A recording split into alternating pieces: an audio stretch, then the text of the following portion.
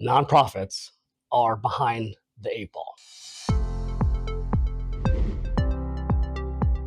We are notoriously behind trends, especially when it comes to digital, and need to take a page out of our for-profit, sector's book, engaging donor or buyer interest, right? And creating a message around that, creating a journey around that, making sure that folks that aren't converting after one ask are being engaged in a deeper way, so that the second ask has a lower barrier to entry.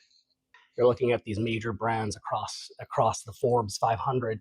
All they're doing is exactly what we're talking about. They are constantly testing and enhancing their messaging, their touch points, and creating journeys that are cohesive from start to finish, and finish being the conversion point. Obviously, the nonprofit space is a lot different than the for-profit space, but there's still a lot that we can actually learn and take away from that for-profit space. One of the things in particular is the way we approach direct response or marketing work. The funnel that we've been using for the past 2, 3, 4 decades is a little outdated at this point.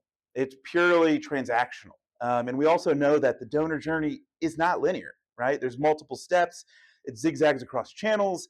And so we can't just assume that because somebody is starting at the top of the funnel, that they're going to make it to the bottom of the funnel. So one of the things that the for-profit sector does so well is they've adapted their marketing model. They approach it as a life cycle marketing model, which I think in the nonprofit space is going to be crucial for us to adapt if we're going to be able to build relationships over time, expand support, getting people to make more gifts more frequently over time.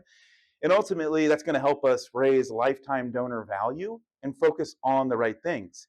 The other great thing about lifecycle marketing and embracing a flywheel is it inspires collaboration across the board.